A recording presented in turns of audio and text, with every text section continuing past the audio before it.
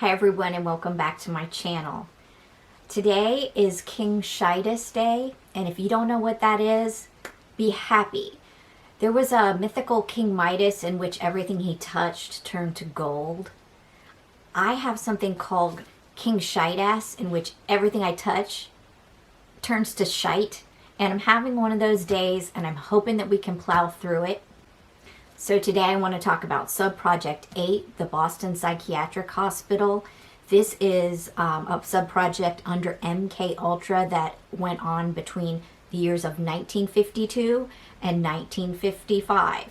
And if you remember in the previous video, Olson's project that he was involved in and Blauer's project that he was a victim of, they went on and also in 52 and 53, and there was things going on previous to that. So this is in a time range of that still initial stage where you think that the deaths went on in 53 for those two fellows. You'd think also that you would this project by the time 1953 hit would have been stopped, but it wasn't. Okay, so just keep that in mind. One of the first mental health hospitals in Boston, Massachusetts, the Boston Psychiatric Hospital, was also known as the Massachusetts Mental Health Center. It was a 5-minute walk at that time from Harvard. A Dr. Robert W. Hyde, and I'll probably put his name up there. Again, some of these doctors you want to keep on the back burner in your mind because they just pop up over and over and over. He was known as Bob.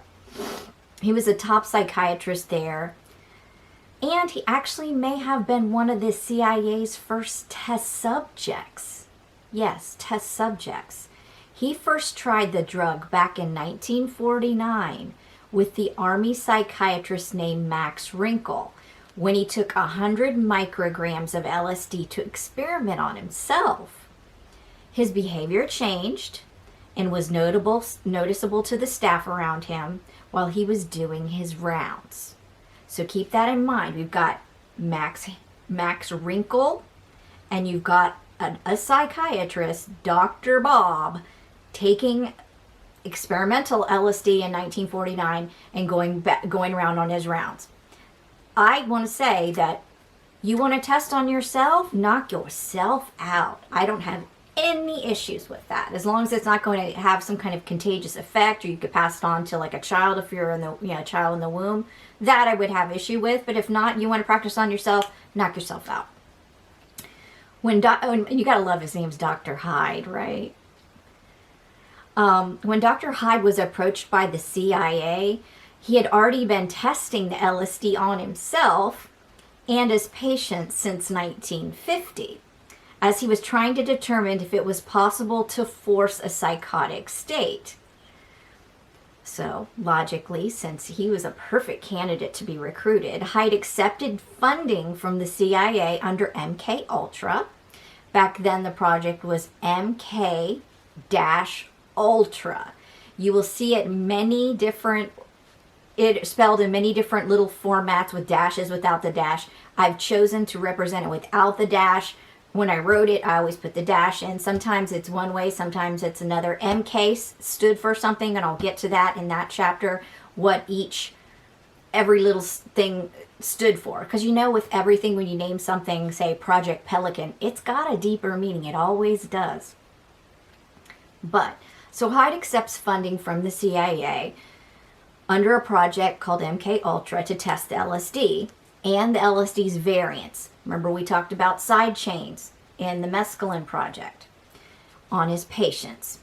The estimated budget he received was $39,500 annually. Now you got to think, this guy's already a top psychiatrist. He's already making buku bucks. He's going to be making a nice another little nest egg annually. There was always a cover for these secret CIA projects, and the cover story in this case was that this was a philanthropic grant for medical research. The CIA is not in the business of doling out philanthropic grants. I want to be completely clear. You can write that all you want on documents, but the CIA is not in the business of doling out philanthropic grants within the United States. That is not any way in their purview. The superintendent of this hospital, this Boston Psychiatric Hospital, that person was cleared through top secret and aware of the project, the MKULTRA, the stated purpose of which was the, quote, continuation study of biochemical, neuropsychological, sociological, and clinical psychiatric aspects of LSD. So, that is what he understands. The superintendent of the hospital is in on it. This one doctor at least is in on it. And they're going under the guise that they're studying biochemical, the LSD, neuropsychological, on the brain, sociological, how they react with other people, clinical psychiatric aspects of this LSD. By 1943, so think way back before 52, the hospital was no longer accepting new patients, but had shifted to treating and researching various mental illnesses. Yeah. They weren't even accepting new patients. Dr. Deschamps, and I'll put the spelling of the name, because sometimes people want to go and see what they can dig up. Did the guy write a book? Did the guy write an article? Where else did he practice? So I'll go ahead and link these, or put the names up there. So Dr. Deschamps, a member of Dr. Hyde's group, said that the hospital told the volunteers a little bit about the drug before administering it. Arguably, there was no informed consent, because informed consent, again, you have to say, this is what we're going to do. We're going to give you an injection if you will allow it, and the injection is this, and the injection can have these side effects. Okay? And then you got to say, yeah, and you have to have the capacity to consent. Someone who is off their nut is not going to have the capacity to consent. So you can have them agree to anything, and it's not legal. So, arguably, there was no informed consent, as one wonders how much their patients could even comprehend. They're in a mental hospital, and we're not told here that they're voluntarily checked in, as in the case before of Blauer. The Vermont State Hospital also had a personnel exchange program. Personnel exchange, that means a doctor can work, you can change around, you know what I mean? You can switch around. So they had that with this Boston Psychopathic Hospital. And it's been alleged that the experiments were also conducted there as well. Note I said the word alleged. One surviving memo, believed to be associated with the Boston Psychopathic Hospital, referred to the psychological section of work which was not outlined in last year's protocol. 12 volunteers were chosen. So what I'm trying to say here is when you get these documents from an alphabet agency through FOIA, it's not going to say Project MKUltra, Subproject 8. This is the place. It's going to literally be comments and random numbers, and you have to go and figure out, oh my gosh, which subproject was this? What hospital was this? Which doctor was it? It might have initials at the bottom, and you have to go back and try to figure out, oh, that's Robert Hyde's initials, that kind of stuff. So it's a lot of research. So you might say, okay, so you told me that. What I'm telling you is that there's a memo that's thrown in the file, and it comes from, allegedly, from Boston Psychiatric Hospital. And they're dealing with stuff that wasn't in the last year's protocol. And they were choosing 12 volunteers. Okay, so that tells you we've got psychopaths here, and if I said psychiatric hospital, I want to be corrected. It's the psychopathic hospital. So they are. One would really argue they're not able to give informed consent. So in this test, they tested LAE, and I might even write it up here if you're keen to look it up. It's lysergic acid ethylene. So they tested LAE, and I might put it up so it's easy for you to see, lysergic acid ethylene, and other drugs in combination with the LSD. The LSD wasn't enough. they were also testing LSD in combo with other things.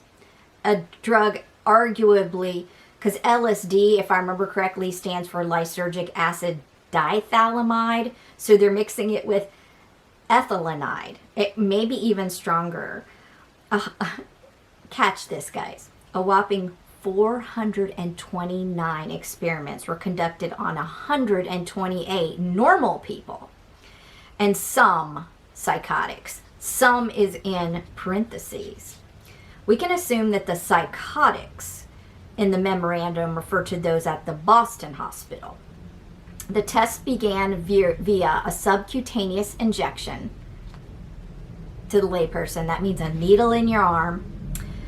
They noticed that, quote, normal people became disintegrated and behaved like schizophrenics. Because think, they're getting, in this case, LSD and LAE. Yeah, that's going to make you wig. It's going to, schizophrenia to you guys, I know people like to mix up schizophrenia and multiple personality. They're two completely different things. Multiple personality means someone has a split personality. They have two different entities in their body, and they usually have one, well, they could have two or more.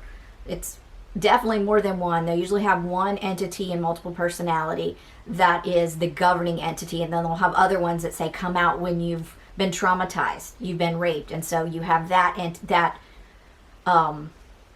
person in you that comes and takes over when you're raped, and you'll have another that when you see your stepdad hit your mom, that person came out and protected. So you'll have these different personalities that come out and protect the individual. That's split personality.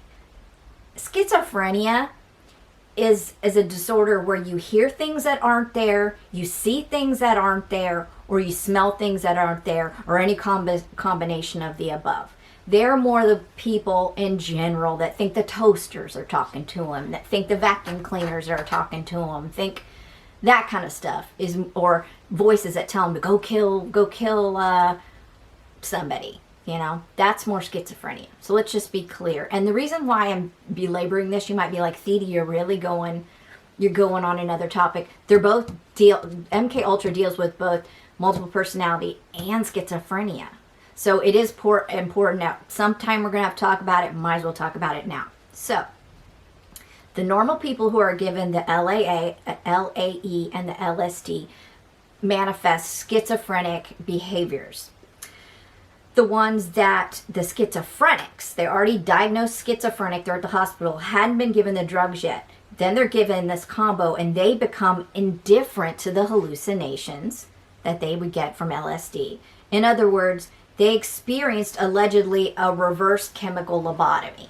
Because you've got to think, schizophrenics are already hallucinating a lot. Hallucinating visually, hallucinating auditorily, they can smell things that aren't there. That's a hallucination. If you give someone who's already having hallucinations a drug that causes hallucinations, they're indifferent about their hallucinations. The environment for these LSD experiments was not a pleasure palace. I'm going to say that. With LSD, I'm not going to give you my personal history here on YouTube, but with LSD, the scene, the staging of your environment is really important for a good or a bad trip. And, you know, just go back to the 60s with the fur rugs and the lava lamps and the bean bags and the groovy patterns and the beautiful things and the cool music.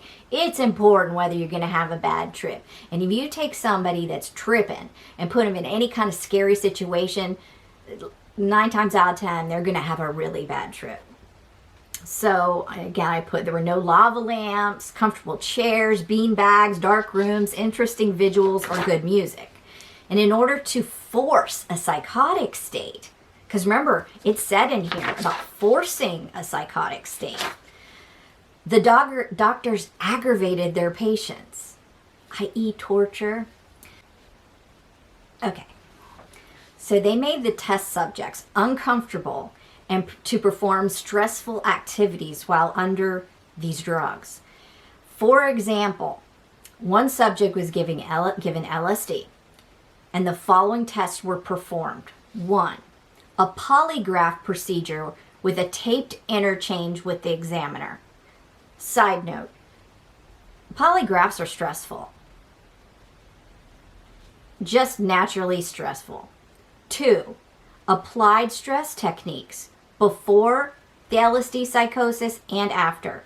The stress techniques consisted of ice applications and flickering lights. Side note, how do you guys feel about flickering lights? Have you ever been to a dance club where they have a portion of the song and they start flickering those lights? I don't like that. It makes me feel extremely uncomfortable. It almost makes me feel like I could have a seizure. Not cool. Not cool. 3, psychiatric interviews and psychological tests. So they're tripping. They're tripping. And then they're starting to give them psychiatric interviews and psychological testing. The subjects were shown the Vygotsky test and the standard Rorschach test. So those are those ink blot tests, and then they'll show it to you and say, does this look like a bat, and depending on how you answer it, they can determine certain things about your personality, allegedly. Convulsion, epileptic type, was also considered a stress technique. In document, I'm going to give you the document number in case you want to look it up, 189903, and let me quote it. The convulsion or fit itself, if capable of being induced at will, would be very strong physical and psychological harassment to any given subject, particularly if used under threat or to convince a subject of his, quote, serious illness. It is noted that convulsions can be produced in many ways, chemically, electronically, with shock, or through flicker or interrupted sound. It was noted that further studies were limited by the desire of the subject to not have the experience repeated. Isn't that, sometimes you got to have a chuckle because it's this horrible shit. It's almost like reading waterboarding, documents. And then it's like, there's a limited desire. These subjects, don't want further treatment. It's like, oh, really? Really? You mean they're not jumping up to get tortured again? Shocker.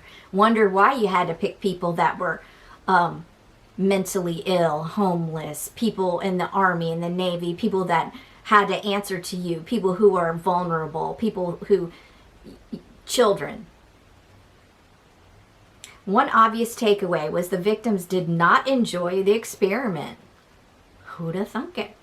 The researchers feared the willing subjects would not submit to more than 2 or 3 tests during the course of a year. Yay. Okay, so I just want to also add in here that Robert Hyde, Bob Hyde, was the director of research at the Vermont State Hospital from 1965 to 1972. And remember, we said that the Vermont State Hospital was the one that had that personnel exchange program with the Boston Psychopathic Hospital. So, yeah, he had his foot here and he had his foot here. And because you got to think, you're only going to have so many guinea pigs, right? Especially if the guinea pigs get truculent and don't want to do the test anymore and kick up a stir. So then you got to find your guinea pigs from elsewhere. So the Vermont State Hospital was also involved or used John Gittinger's PAS, and that's the psychological assessment system. And again, Gittinger is a big player in this. So you might be like, damn, you're giving me another doctor's name, because there are a lot of them involved. It was compartmentalized, but it wasn't so compartmentalized that there weren't a lot of freaking people involved. So John Gittinger, he would use this PAS on child patients, and in 1963 the Vermont State Hospital began sending the psychological assessment system test results directly to Gittinger at the CIA headquarters in DC. So he was also via the Vermont State Hospital gathering these PAS on children and sending it off to Gittinger at the CIA and these top secret files. So you got to stop and wonder, why the heck was he doing that? Yeah, well, maybe you'll find out later. At least 2 of the LSD doctors published portions of their experiments in major scientific journals. Do you remember what I said in the last video about the feathers in their caps and the good that came out of these projects? For instance, both Max Rinkel and Robert Hyde, along with other doctors, wrote at least 2 papers. that we can actually find to this day. One entitled Experimental Schizophrenia-like Symptoms, published in 1952, and another called Clinical and Psychochemical Observations in Experimental Psychosis, and that was published in 1955. So talking about others that feathered their caps with these research projects and the outcomes of these research projects, and you could not only get an extra bit of a nest egg, in addition to their normal salaries at these places, they're getting a nice little stipend, sometimes annually, from these CIA projects. They also get to feather their caps with their research. It's kind of, I don't really want to make the analogy, but hell I will. Like, you know how people were at Auschwitz and you had the doctors and they did all these horrible tests, and then they go and use some of the results to create drugs or no scientific data and use it. I mean, it's kind of like that. It's like just so disgusting. But anyway, John Sanborn Bachhoven was a research psychiatrist at the Boston Psychopathic Hospital, along with Harry C. Solomon, MD. Again, I'll put these the full names of these fellas up. Later, Bachhoven was the clinical director and acting super at Butler Health Center in Providence, Rhode Island. So the tentacles go far. Together, Milton, with Milton Greenblatt, he's another, they wrote Treatment Results in the Major Psychosis Report of the Boston Psychopathic Hospital. This was in the New England Journal of Medicine in 1951. So yeah, I mean, I say it started in 1952. I mean, that's where I could pick up the files. Doesn't mean that's when it started. Doesn't mean that I saw that that's when the contract started. It's just that that's where the files, like, you could pick it up in the files that there was pure evidence of them doing it then. If you have a hard stomach, if you have an iron stomach and are not easily upset, the end results of these types of experiments were captured in a banned film called Bridgewater. And I believe you can find it on YouTube. I think when I was researching this a couple years ago, I did watch Bridgewater on YouTube. Not sure if they've pulled it down again. It's banned. The Boston Psychopathic Hospital was closed in 2003, so that is good. Just a little background about the Boston Psychopathic Hospital. Lobotomies were performed at the Boston Psychopathic Hospital as early as October of 1943.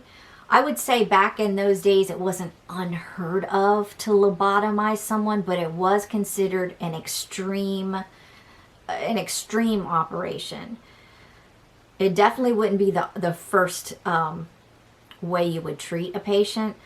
Doctors Milton Greenblatt and Harry C. Solomon, they promoted biomedial lobotomy in the scientific journals of that time, and they performed lobotomies at the Boston Psychiatric Hospital from 1949 to 1951, and compared 3 different types. They did the bilateral lobotomies, the bimedial lobotomies, and the unilateral lobotomies. And they all wrote that up in scientific journals. One paper, I believe, was called Lobotomy and Mental Disease, Indications and Results by Milton Greenblatt and Harry C. Solomon.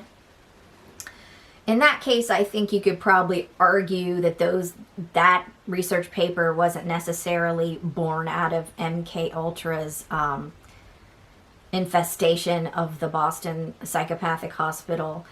But he also wrote by 1953, which I then would argue.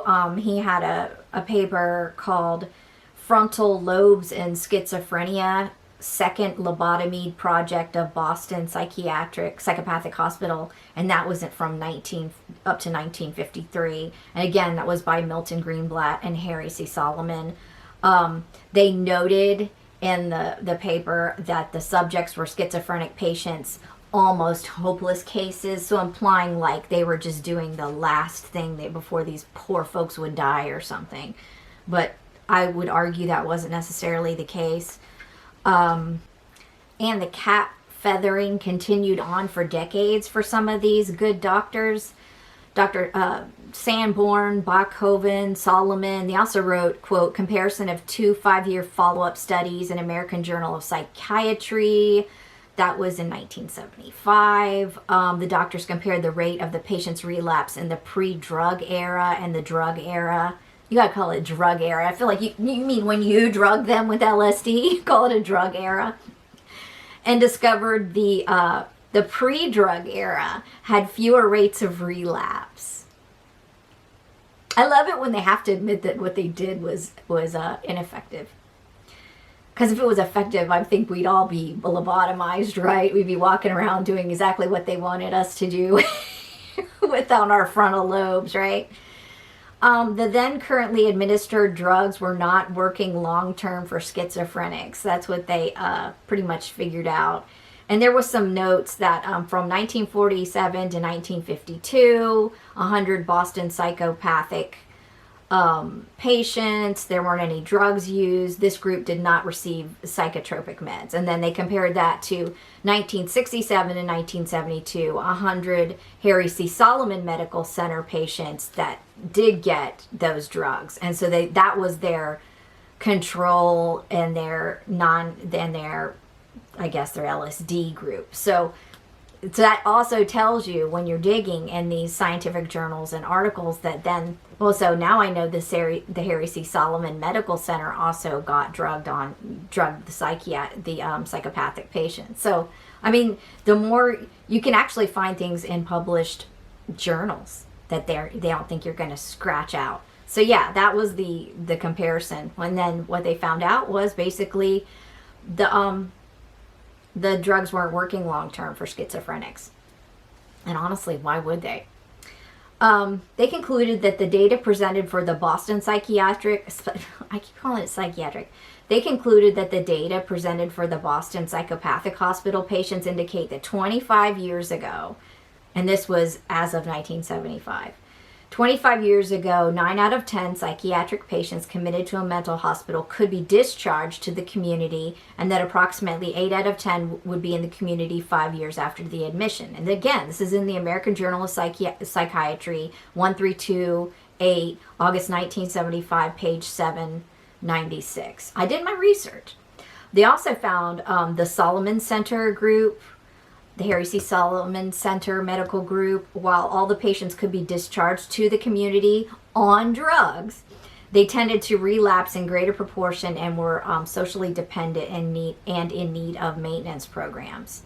So again, what they did was ineffective and, moreover, torture, because these folks at this Boston Psychopathic Hospital were unable to give consent, and had they been able to give consent, I've already said that they were truculent to do so. So who would want to? Who would want to be given LSD? They didn't say, hey, Ms. Brock, we're going to give you LSD and LAE, and you may experience some hallucinations, but they're not real. No, they want to see what's going to happen to you with you not knowing ahead of time. They're not going to tell you. They're just going to say, come on in here, I have an injection, and whatever lame excuse they give you, and then you're just tripping. So at least the schizophrenic patients were already having hallucinations most of the time, and they just had stronger hallucinations that they became indifferent to. Now the quote-unquote normal, and normal is in parentheses. When I go like this, that's mean because it was in parentheses, and it's not because I'm just in love with doing this.